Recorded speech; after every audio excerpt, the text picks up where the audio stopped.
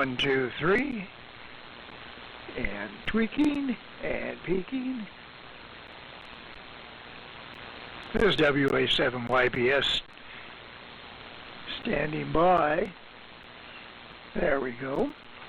WA7YBS standing by.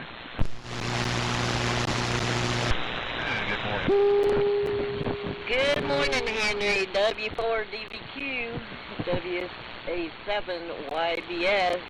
I got you in the number 1 spot, and you're coming through really good. Back to you. Okay, well, Dave's in there too, W6MQI. And good morning to Carla, and good morning to Dave. So I'm number 1. Okay, thanks. WA7YBS, bye.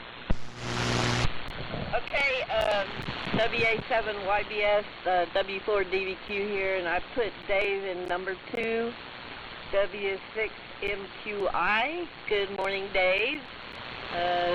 Standing by to see if there's anybody else. Early check-in. It could be number 3, W4DVQ clear.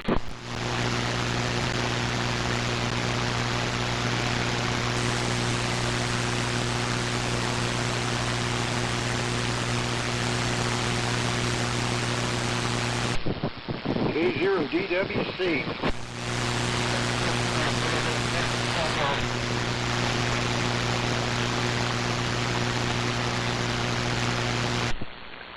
Good morning, Bill.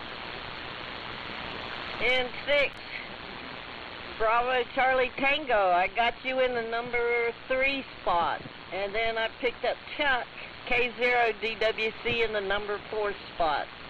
So standing by for any other early check-ins. Okay,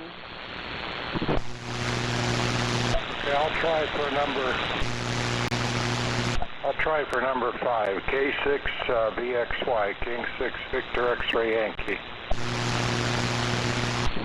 Got you in there, Vern, K6 VXY in the number 5 spot. Good morning to you, sir.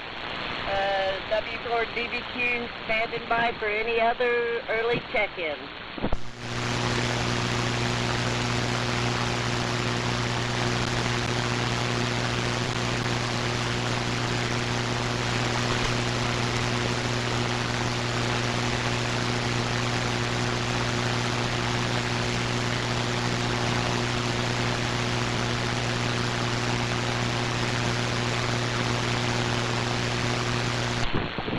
Okay, actually,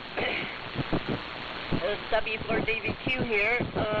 I've already got 5 people. So in the number 1 spot, I have WA7YBS Henry.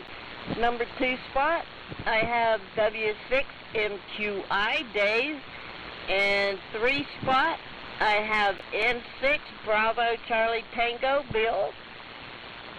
4 spot is K0DWC Chuck, and 5 spot is K6 VXY Vern.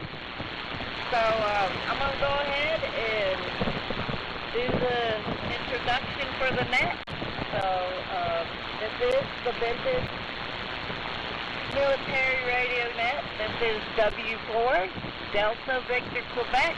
My name is Carla, and I will be your net control this morning. We will be operating on 3974 KC. The vintage military radio net is a roundtable AM net that provides an opportunity for him to operate their vintage military radio gear on the air. Military gear is encouraged but certainly not required. Check-ins will be given a number that can be used in the handoff. I will call for check-ins at the end of each roundtable session. If anyone has anything to spell or want, please mention it during your turn on the roundtable session. So with that, I'm going to make another call out to see if anybody wants to get in and be number 6 before we get going here. Come now, please.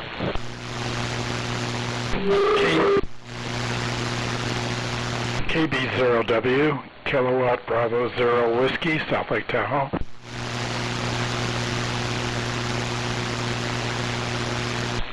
Good morning, Frank. I got you in the number 6 spot. Is there anybody else out there would like to check in and be number 7? Please come now.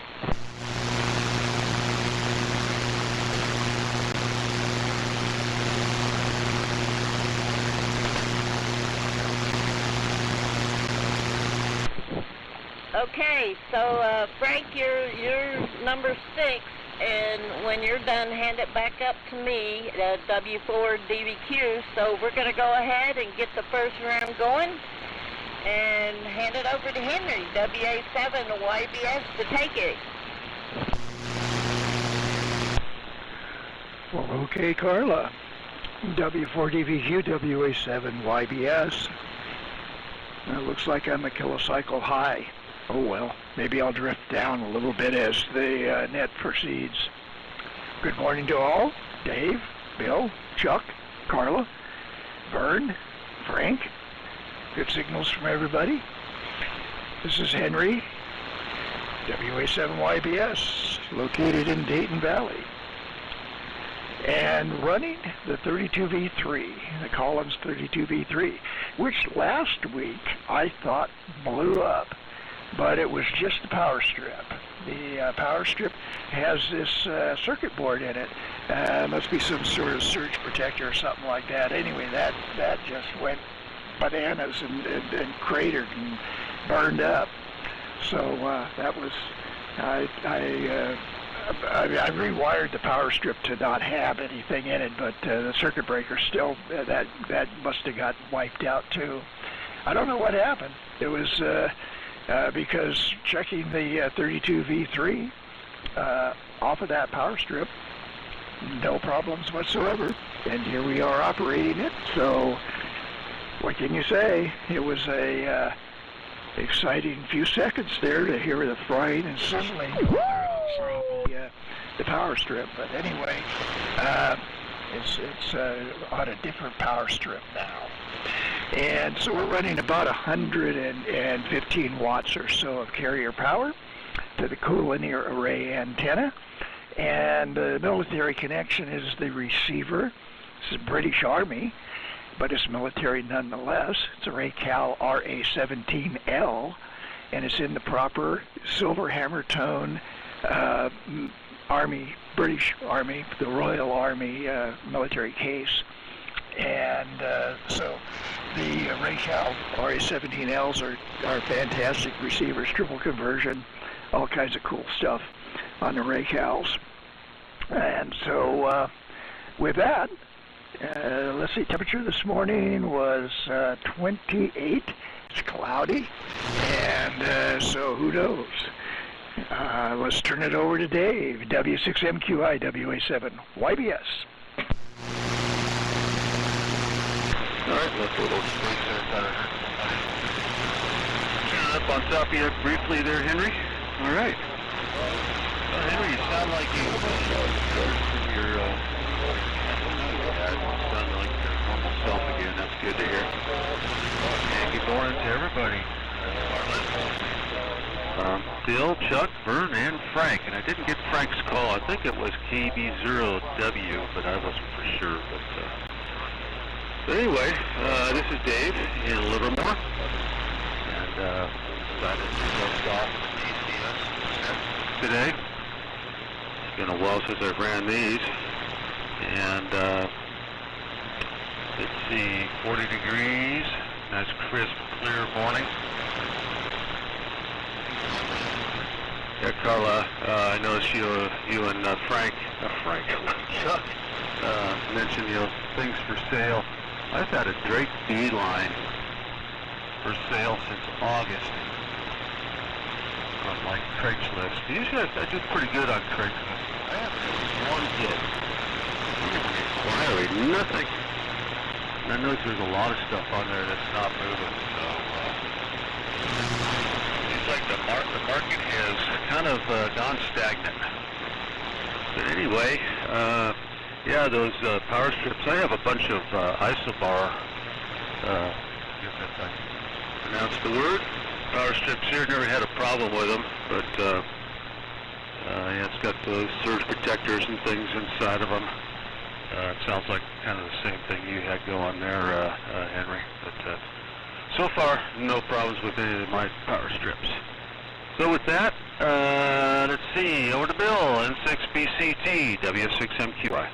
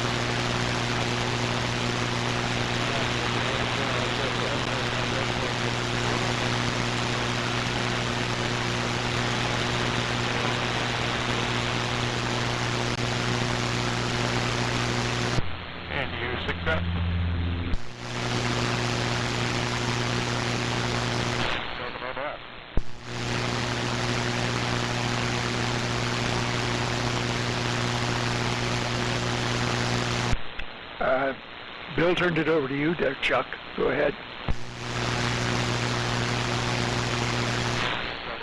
Whiskey 7 Mexico Sierra. Okay, just a quick break in here. This is W4DVQ. I heard, before I turn it to Chuck, I heard Ron, NU6S. Ron, I got you in the number 7 spot after Frank. And W7MS, I got you in the number 8. So go ahead, Chuck, K0DWC to take it. Okay, yeah, Henry, thanks for the poke in there. I heard him, and then he faded a little bit, and then he came back, and then there at the end, I lost him again. The conditions might be cool, maybe just a tad, but I got probably about 70% of what he was saying. We were talking about John, MIT. But anyway, good morning to you, Henry, and good morning to Dave, Bill, Vern, Frank. Good to have you back, Frank. Ron and Mike. Good morning to you gentlemen as well. And to Dave. Well, I guess I got to say good morning to Carla. Or I should say olive oil. But anyway, so far so good. Just a tad bit of interference there, but not too bad. But anyway, we're on the standard net control station. Carla and I both this morning. ART-13, and I've got the ARR-7 on, and Carla's got the Helicopter's R274D on her side, so we're kind of listening together, and we're running about 250 watts through an inverter B, and D104 amplified microphone, listening through an LS3 speaker on both sides. So that's our rundown here, and we will send it over to Vern. Vern, you're doing good with the clock there, my friend. Good to hear you this morning. You have a nice signal. Everybody's got a pretty decent signal this morning. So we'll send it over to you, Vern. K6VXY in the group K0DWC.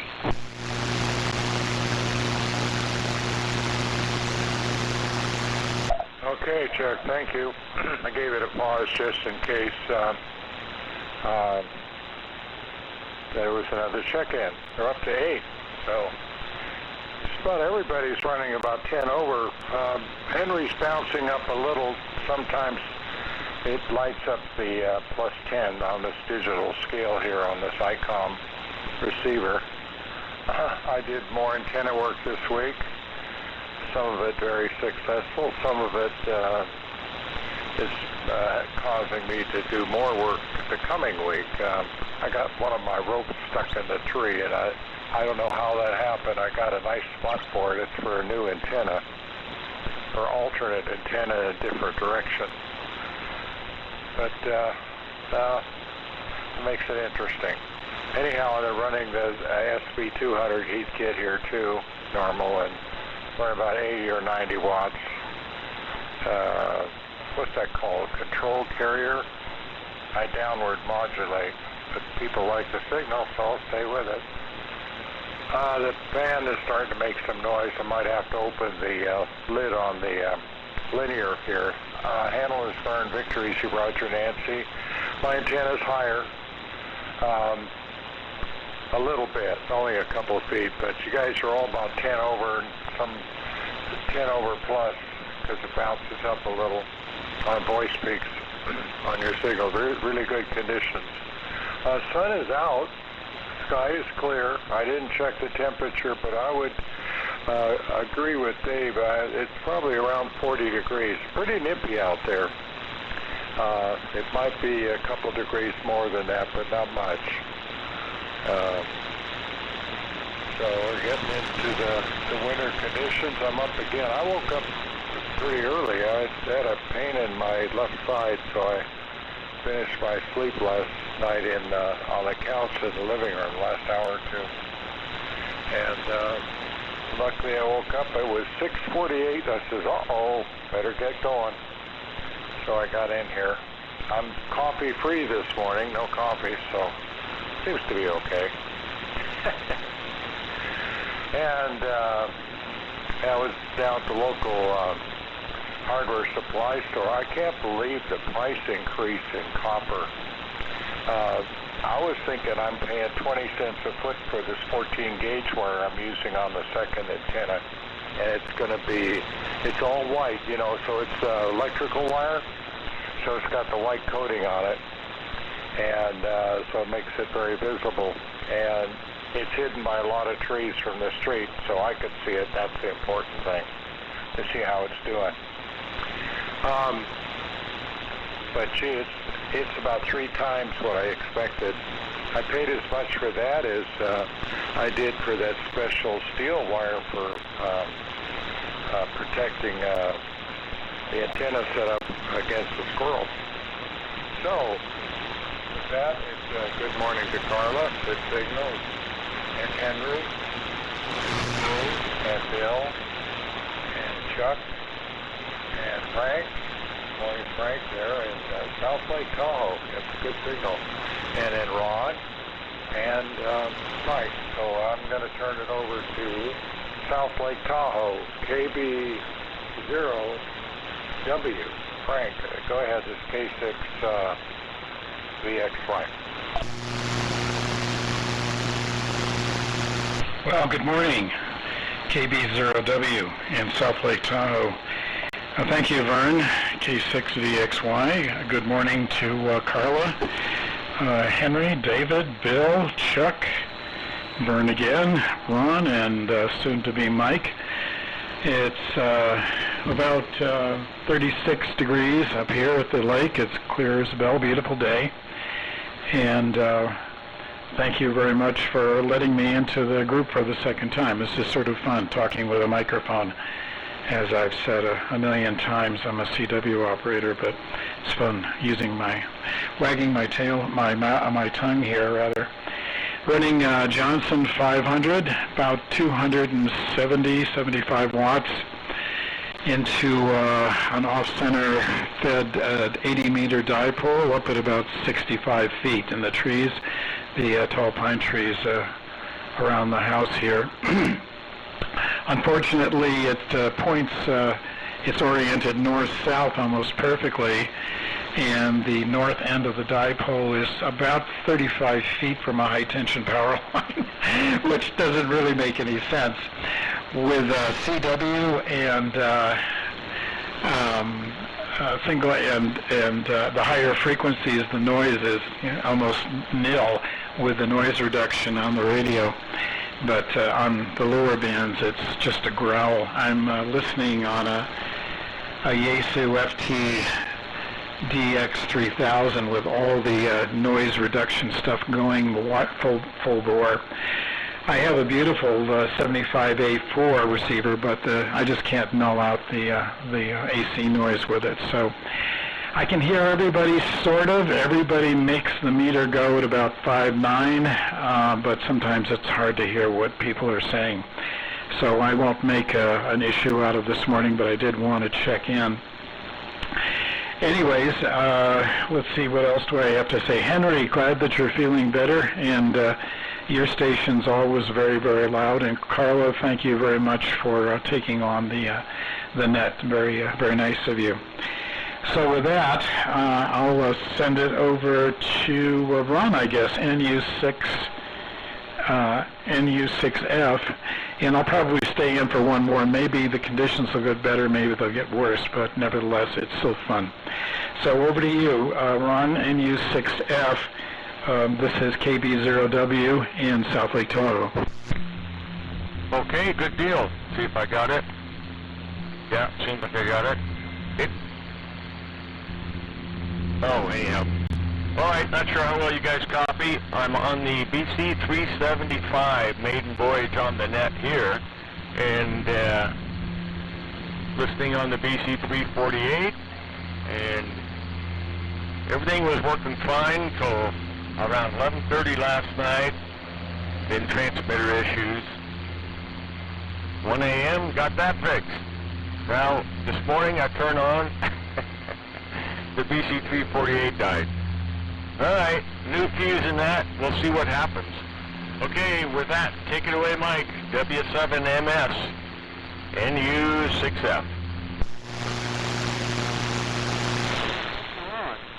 NU6F, W7MS, Mike and Reno with a late arrival. Kind of recovering from a 5:15 a.m. text message that woke me up, and then I fell back to sleep. And lo and behold, it was past my coffee time, so that was a priority, but here I am. But so, good morning to everybody on frequency. Ron, the 375 sounds excellent, doing quite well. Sounds fantastic, and I guess you had a few daunting, you had to break out the radio mechanic rules and get everything restored, but sounding great. This morning, and I'll keep it relatively short, a long list here, but running the BC 1306. Transmitter receiver, driving the Technical Material Corporation amplifier played on 250 watts of carrier, and of course the excellent Carbono audio here from the civilian Shure Brothers microphone. So that's the setup here. I took this over to the QCWA meeting for a little 1306 dissertation, and the question was, do you use it? And I said, well, guess what? We're on 3974, around 7 a.m. At least you guys were. I wasn't. And I'll have it on the air tomorrow. So here we are, for better or worse. And life is good, and I think the sun is arising. So, over to back to net control. Good morning, Carla, W7MS.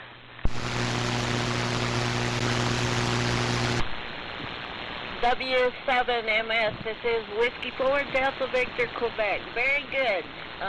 Everybody sounds great. Ron, with that dynamotor, it sounds like you're making a transmission in a plane to me. But anyhow, okay, let me see if there's anybody else out there would like to join us on the second round and be number 9. Please come out.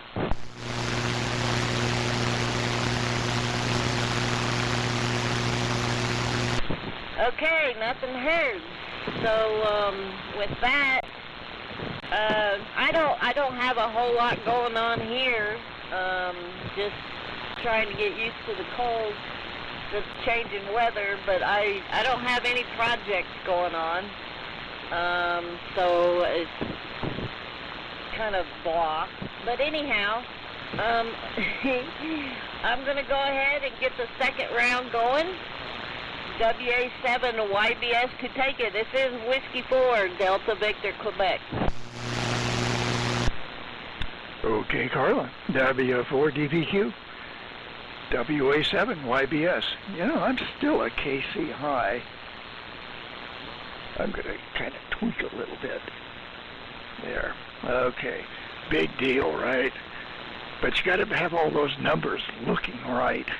I don't know, that digital frequency counter I have does not have any decimal. Well, it doesn't read out accurate enough really to be to the kilocycle accurate, but hey, at least we have the numbers saying 3974 now. Okay, very good copy on everyone, and good morning to Frank and to Ron and to Mike. Yeah, Mike, very carbony, but strong, good strong signal. Of course, when you got TMC amp there behind the 1306, you got some horsepower there. BC 375, yeah, right. You know, I think I mentioned that there last week that dynamotor, that's a big dynamotor anyway. And then the thing spins at, I don't know, 5,500 RPM, something like that. It's a screamer. And, you know, the thing that was a hassle, I thought, on the BC 375 was that the dynamotor is on all the time. You turn the transmitter on, dynamotor's on. Whether you're transmitting or not, the thing is on.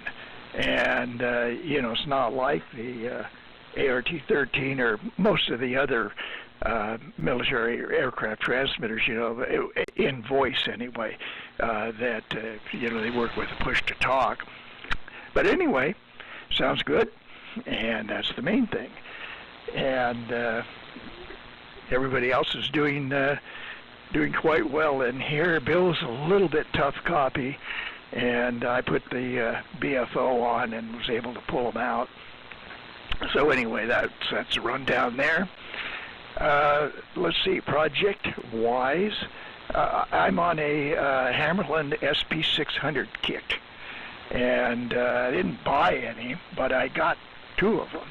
And after years, and I mean, one of them has been in storage for over a decade, and you know, I decided to expand the SP600 article on the website. It was a little anemic, I thought, and so we have a new uploaded version that's double the size, 46 photographs and more all the time, increasing. But anyway, yeah, SP600s, they're kind of a really kind of a problematic receiver. I mean, you know, Hammerland put a lot of time and engineering into that with the input from the signal core. I think the signal core probably, like the Hallicrafters R274, the SP600, I think, has a lot of signal core input. And, you know, with the turret band switch and the external crystal, or the switchable crystal oscillator and stuff, really, you know, with a Hammerland, having that crystal oscillator for the HFO is really the only way you can get those things stable. I mean, I can't believe, I don't think Hammerland really had it. They just could not build an oscillator that didn't drift. And, you know, it's, you put the crystal control oscillator in there and it's better. So anyway, SP600s are the topic of the rebuilds that are going on right now. Surprising how crummy a receiver can get in just 12 years of storage, of just sitting around doing nothing. Man, they just barely work. So anyway, that's the rundown of what's going on here. And yeah, Dave, I'm much better. Those electrolytes, man, if your electrolytes go crazy, it'll knock you right down. So anyway, yeah, don't get dehydrated. That was the trigger on that. So anyway, with that, let me turn it over to Dave. W6MQI, WA7YBS. All right, WA7YBS, W6MQI. Yeah, you sound a lot better there, Henry. Yeah, sounded brutal. Well, guys, I'm going to be, this is a one-time thing for me. The QRN is really bad here. Actually was switched over to the 75A4 to see if it was any better. It's a little bit better, but not a whole lot. It's funny, I don't hear the noise when nobody's transmitting, but as soon as somebody transmits, it's like it's mixing with something and I'm hearing it. So I don't know. Who knows? There's something around here that's causing the trouble. Probably something in the house. I don't know. There's nothing really on in the house, but who knows? But anyway, guys, I say 73, and morning to Ron and Mike as well.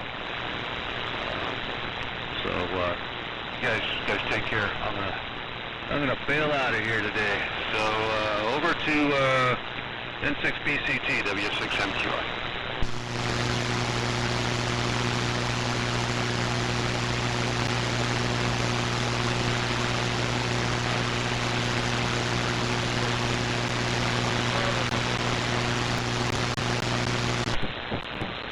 Okay, Bill, N6BCT 80DWC. Yeah, Bill is still kind of rough copy there, but I did hear what little bit he said that time. Anyway, 7-3s to you, Dave. Hopefully conditions might be better next Sunday, but we'll catch you again on next week, next Sunday. So anyway, yeah, Henry, you are sounding better, much better. You sounded like the Henry of old. So that's good. That's a good thing. You sound like you have nothing, no cough or anything left. So great job there. And I'm glad the 32V3 wasn't a problem. Something's going to blow up. Let the plug blow up.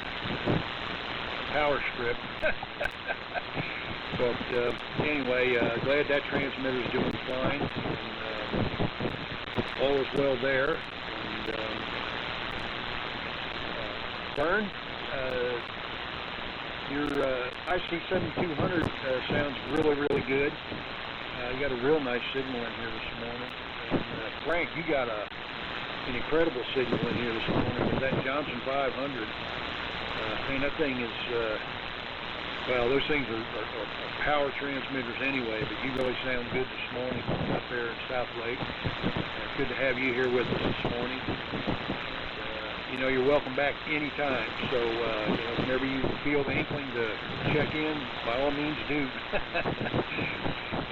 Ron, a BC375, I concur with Henry. And Mike, it's impressive. The thing sounds really, really good. And it does sound like you're in an airplane.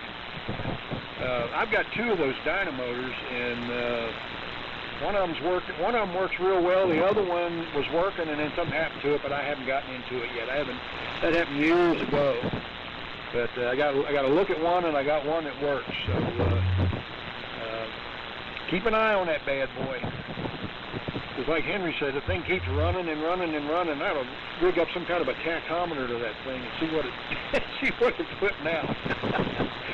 RPM wise, but yeah, that's a high ribbon dynamotor. It's heavy and it's ugly. But anyway, congratulations on that, Ron, and a big congratulations to Mike with that BC1306. That thing sounds incredible, Mike. That microphone is perfect for that receiver, transmitter receiver. Very carbony, as mentioned before. And, I haven't heard very many 1306s on. I've heard a ton of GRC9s, as we all have, but I have to say that's probably the best 1306 I've ever heard. Very, very nice quality, audio quality as far as communications grade carbon signals. So congratulations on that. So good job there. And let's see, is there anything else on here? No, I guess that'll do it for me for now. I'll send it back to Carla, see if there's somebody else out there that wants to check in. Vern, excuse me, I'm sorry. K6VXY. Go ahead and take it, Vern. Okay, yeah, I forgot some things. Some other work. This is more of a tip than work.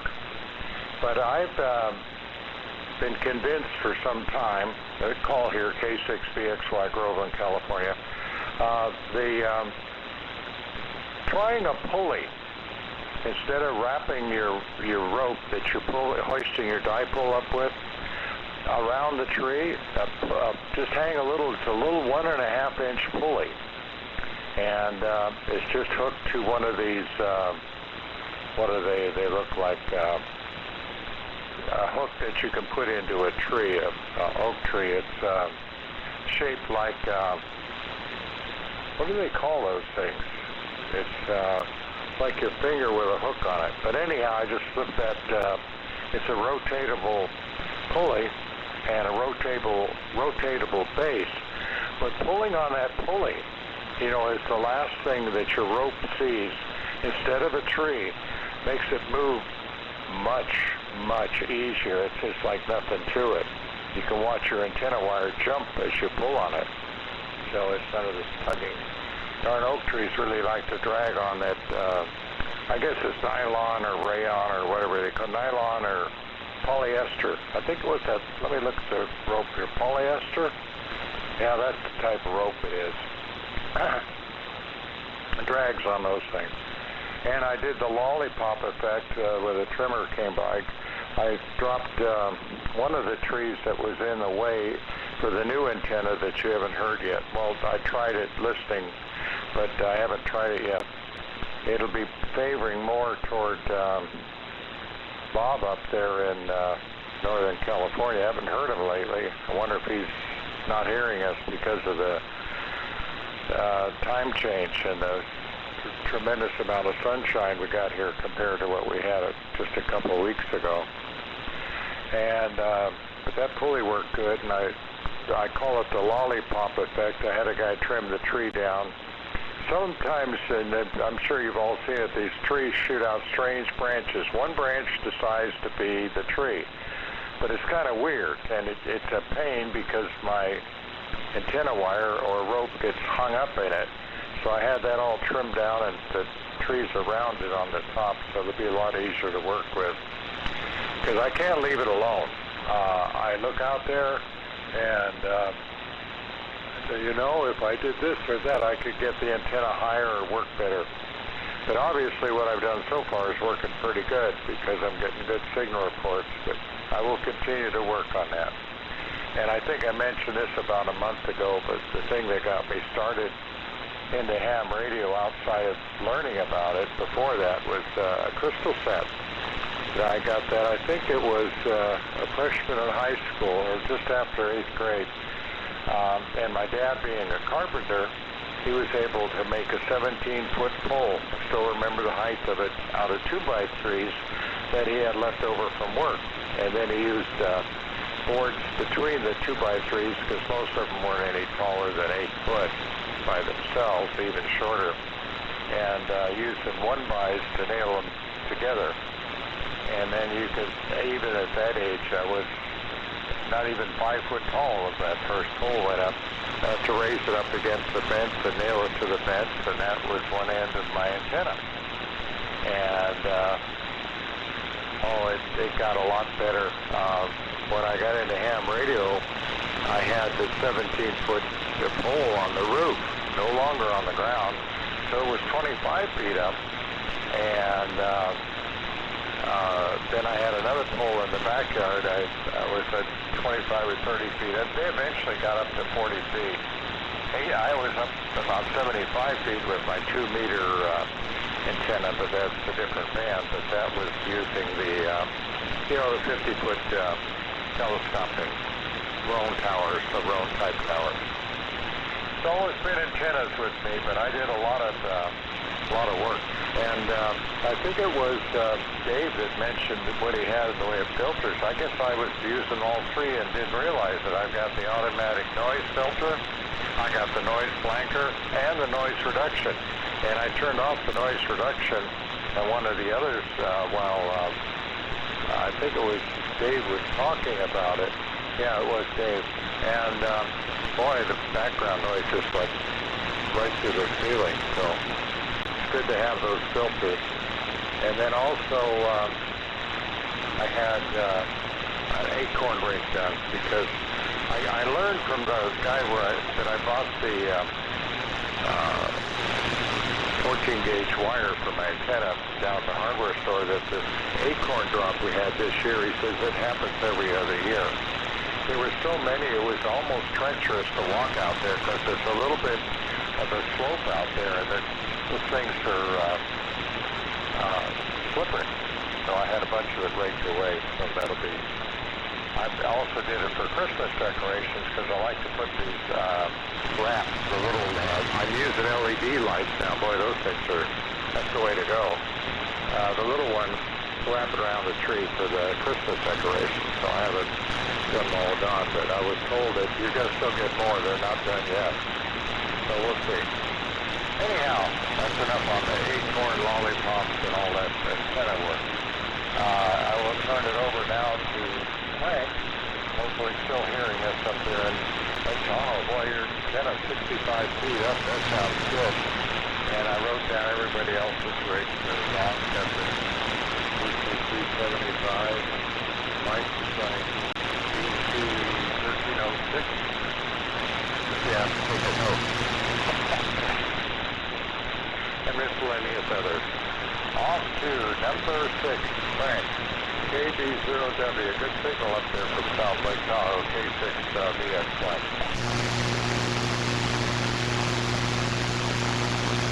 Okay, thank you very much. Thank you very much, Vern. K6VXY. Your signal's really nice, and actually broke through the noise very comfortably a couple of times. And hello to Ron and hello to Mike, W7MS.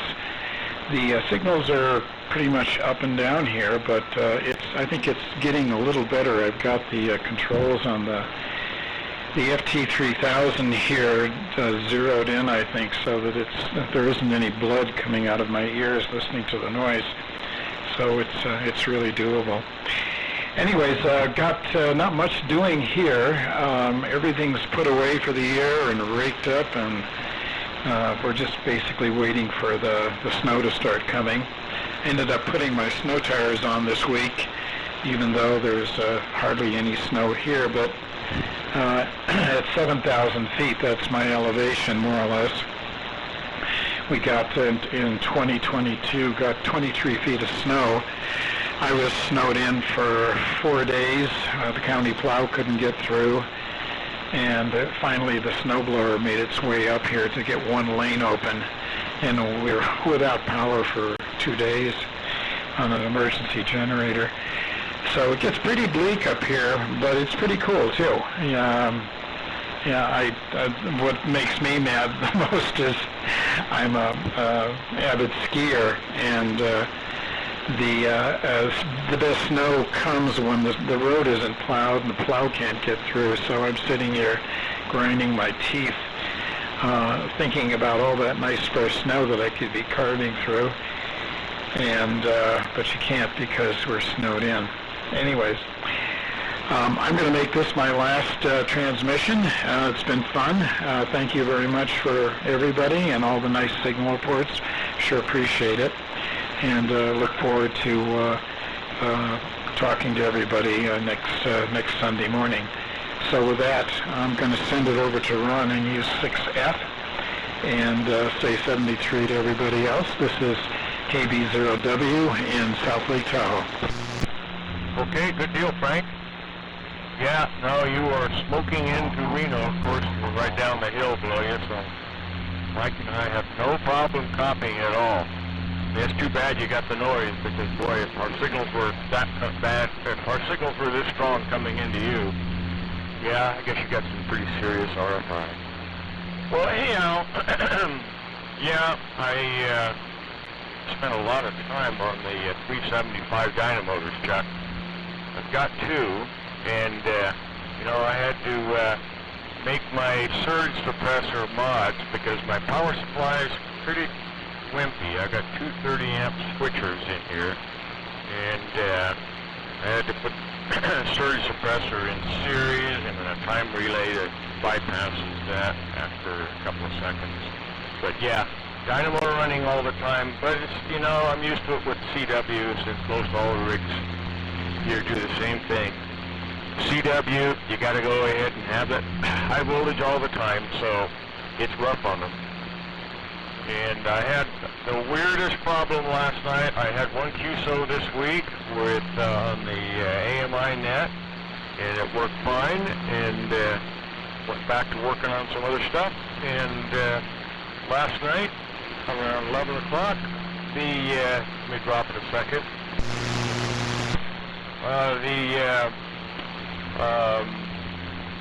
Master oscillator was running continuously on this thing. Couldn't figure out what. I figured I had to be a stuck contact, and I looked at the schematic. No, wait a minute. This thing uses negative bias to cut everything off. Anyhow, tore everything apart. I figured how I could get to the oscillator, and then I started looking again. Well, long story short, the keying relay shorts out the bias, the super high bias on the tubes, and that's all it does, just short out a little bias resistor. Well, turns out in the dynamotor, I was seeing from the negative lead, which is floating, the 1000 volts, from the negative lead to ground, hey, wait a minute, I'm seeing 90 ohms. Well, anyhow, it turned out being one of the noise reduction mica caps on the negative lead. What a weird problem. Everything worked normally except the master oscillator was running continually, and it cut off the receiver with the relay picked up. Anyhow, but I didn't cut off the I thought it was cutting off the receiver. What it was the receiver was swamped by hearing the master oscillator. Boy, did I go in circles on that. But anyhow, yeah, we've got some more work to do. I'm going to tear apart the other dynamotor, which also works, and I'm going to see if the process of repacking the bearings, but I got to pull the armatures on these to do it. It's not like the older ones, apparently, I guess, whatever, there was one set of, the later sets of dynamotors had no lubrication holes, so anyhow, I'll tear apart the other one and experiment with that, but the whole time I'm picturing my Uncle George at 25,000 feet, gloves on and the rest, trying to go ahead and keep this stuff tuned up and working with flak all around you. Holy cow. All right, well, sure good to hear Carla in there, and Henry of Old being back. That's great. And 73s if Dave is still listening out. And Vern, okay, on the ongoing saga of the trees. And I heard you had polyester was hanging up in the tree. And I'm not sure if you're going to call the paramedics to get her back down or not. But you keep encouraging her and keep the squirrels away. All right, guys, let's see. I'll pass it over to Mike and the BC 1306, which found its new life thanks to the TMCN. W7MS and U6F.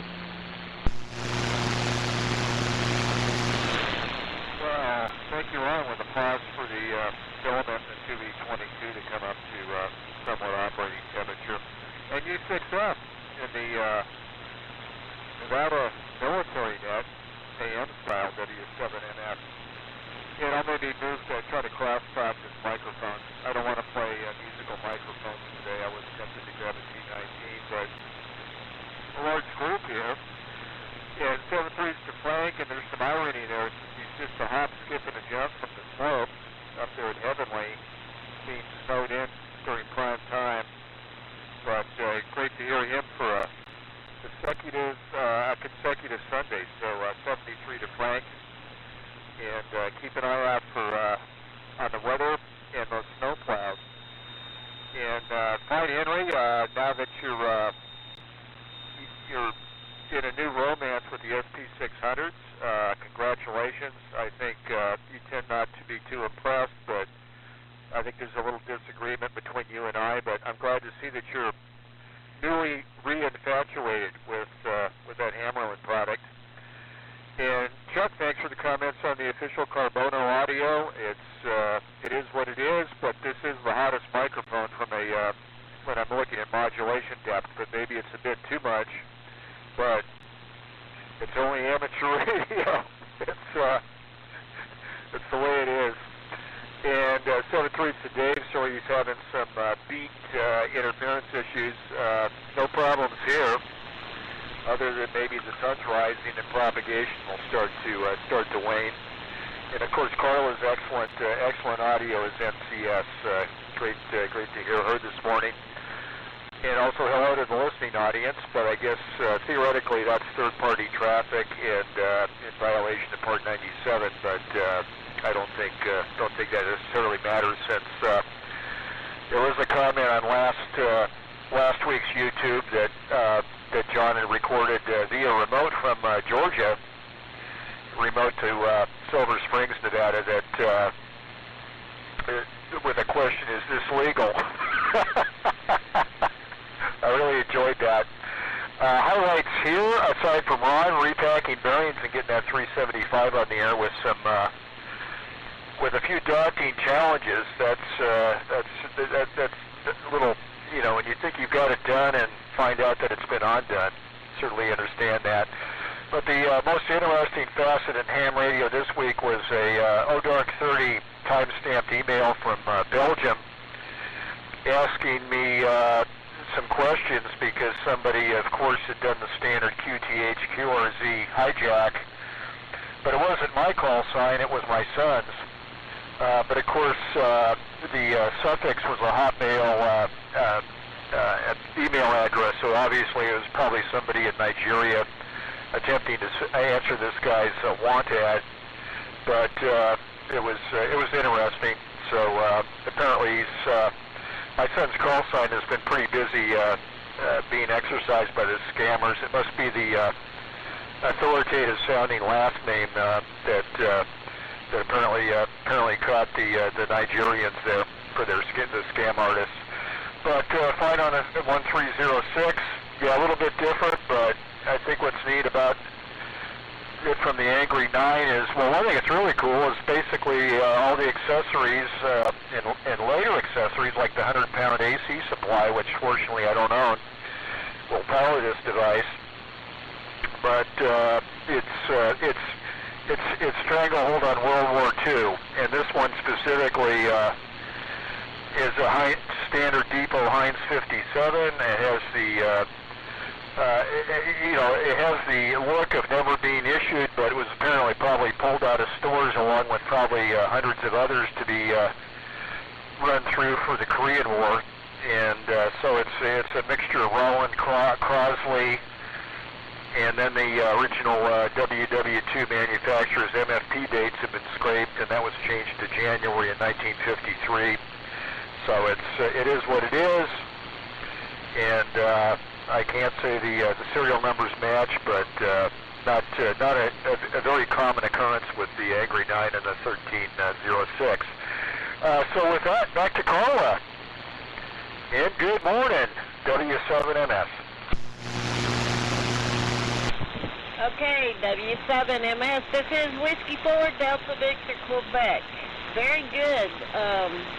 Let me say 73s to Dave and to Frank.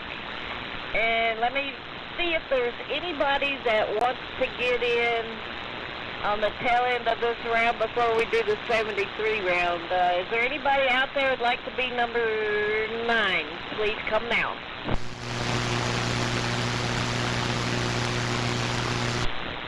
Okay, nothing heard. So, very good. We're going to do the 73 round, guys. So, I'm going to hand it up to Henry. Glad you're feeling better. WA7YBS. This is Whiskey 4 Delta Victor, Quebec. Go ahead, Henry. Okay. W4DVQ, WA7YBS. Very good. 73 to Dave and 73 to Frank. And, yeah, pretty good signals. Everything's holding up pretty well. Bill was quite a bit stronger this last transmission, round 2, so very good. And let's see, yeah, SP600s, I wouldn't say it's an infatuation. What I did, Mike, what I did was, I don't know if you ever looked at the website article that I wrote, I don't know, it was probably 2010 or something like that. That was when I might have been maybe a little bit infatuated with the SP600. Anyway, I totally rewrote the article to be more realistic. And so, yes, it's very critical of the SP600, and really kind of, the question of why it is very, very seldom seen as the station receiver in a vintage ham station. It's very, very, very, very seldom that you have somebody say, oh yeah, the receiver here's a Hammerland SP600. It just, doesn't happen. And the analysis that I came up with anyway was the tuning. The tuning is awful. The dial resolution is awful. The audio is awful. And the thing weighs about, 75 pounds or so. And then you put it in a cabin and it weighs about 95 pounds and as big as a barn. So, there's just so many things about the receiver that are just, just not stable at all. And I don't know how the Army or the Navy or the Air Force or anybody bought so many of those SP600s. I can't figure it. So anyway, the new write-up is a little more realistic and quite a bit more critical of the SP600. So what I'm doing is going through the 2 receivers that I have to make sure that they don't get any better, and I'm pretty sure that that's the case. They are they're not all they're cracked up to be. So enough of the SP600 critique. Thanks, Carla, for running the net. We'll say 73. Everybody have a good week coming up. Hey, I'll be net control next week. All right. Over to Bill, N6BCT. This is WA7YBS. Go ahead, Bill.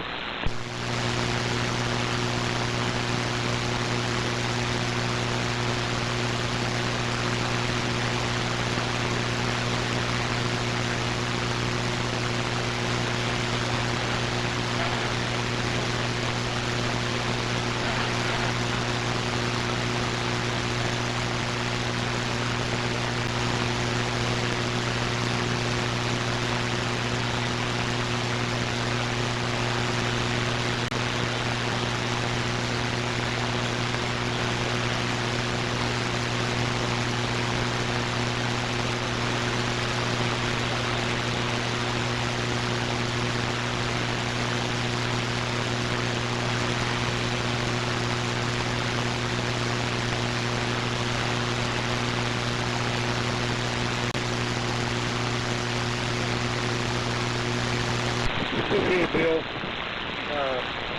Yeah, David signed W6MQI.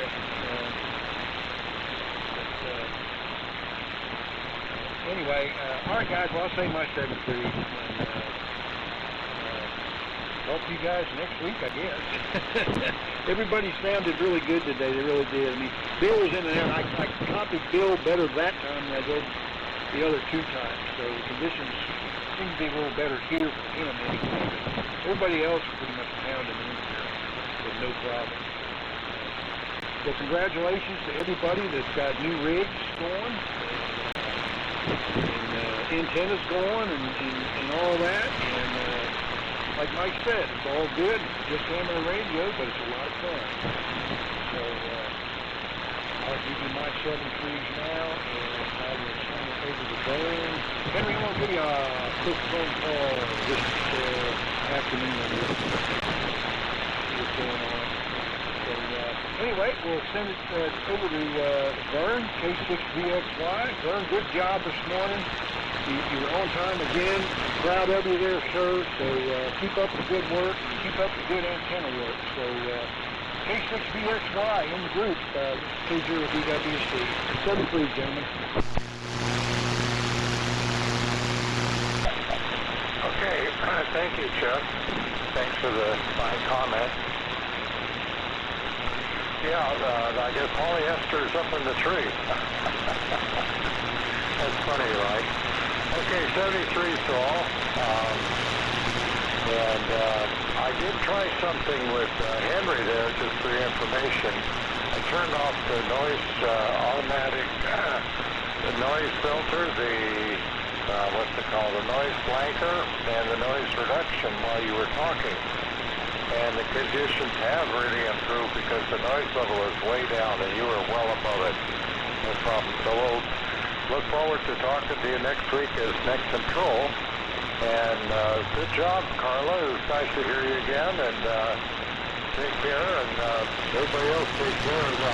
Keep it quick. I hope the conditions last good. It's 5 after 8 now. And things are holding up really well. This is very encouraging. So over to now, it would be, I'm going to turn it over to Ron, NU6F, who sent me she hadn't been on for a while, but she sent me a while back a thing on squirrels, like a little email, I thought it was kind of cute. But over to, yep, NU6F, K6BXF. Okay, good deal, Vern. I switched mics. I'm over to the D104. Anyhow, good deal. Thanks, guys. Around to the net. Conditions seemed like, yeah, they were actually pretty good. Bill, I still couldn't copy hardly at all, but other than that. And Henry, okay, on the Hammerlin, well, I guess there's no Hammerlin engineers around right now that would be offended by your critique, but yeah, you know, I never have had an SP600, and now I guess after this I'm thinking maybe I'll go one more. All right, guys, Carla, good hearing you in there again, and Chuck, yeah. Take a look at your dyno motors. I'm curious to see if yours have got the loopholes for the bearings or not. All right, 73 is all, and with that, take it away, Mike. 1306 with a TMC accent. W7MS and U6F. Listening out. Well, thank you, Ron. W7MS here on the 73 round, and I apologize, I forgot to say officially 73 today, but I think we're officially saying 73 in one and all. And Vern's still holding up quite well, so congratulations on the changes you made over time and playing with all the accoutrements of a modern receiving device. I've got a volume control here, which is sort of a volume control, but that's what it's labeled on the receive side of this, and something called sensitivity high, medium, and low. And of course I've got the biggest receive improvement factors, the digital signal processing that's probably internal to this operator between the two ears, but everybody's doing quite well. Well, I'm going to have to pursue Henry's seizing critical comments on the SP600, and I think I'm not going to really disagree with that. I think generally, band split receivers generally turn me off. I think the R274 is a big exception, but generally they're just kind of problematic. And maybe I think a marriage in heaven, the GPR 90 and the SP600 holding rack handle as they're being sanctified. I think even that's legal these days. Maybe they can cohabitate in the same spot in most folks' garages. But one comment here, an interesting phenomenon. It's not a surprise, but with so much internal gain in the TMC amplifier, taking say 50 or 100 milliwatts out to legal limit. or in this case 250 watts of carrier, any drift power-wise in the exciter is significantly noted on the output spigot of the TMC. And I tried this guy in low power and playing with attenuators, and I finally realized why not put it into the high power position in the transmitter, which is not significantly increased from a dB perspective, and I guess largely was done to maybe eliminate intercept and also save on battery life with the original vibrator power supplies. But it greatly improved the old drift OLA from the driver here, because it was probably a dB out of the exciter is from a power standpoint is significantly noted on the wattmeter, even though in reality nobody's going to hear the difference, but except me, because I can see it. But 73s, good morning to one and all. Have a great week. Glad Henry is firing on all 16 cylinders in his rotary engine. And what can I say? Back to you, Carla. W4DVQ, W7MS. Okay, W7MS. This is Whiskey 4, Delta Victor, Quebec. Well, I'm exhausted. I had to straighten Chuck out. He thought Vern had two cats named Polly and Esther, and I had to get him all straightened out, and now I'm just tired. It took a bit. But, looking out my window here, I got scraps outside, vegetable scraps, and I was watching this rabbit, and there was a bird that landed right behind the rabbit, and I bet that rabbit leaped like 3 feet in the air. It was comical looking, but just thought I'd throw that in there. So, guys, thank you for coming, and I hope to see all of you next weekend. So I'm going to close the net. This is Whiskey 4, Delta Victor, Quebec, securing the vintage military net. I would like to thank everyone for their participation and invite everyone back next Sunday morning. I'm going to turn the frequency back over to regular amateur use. So 73 guys, and thanks for being there. W4DVQ clear.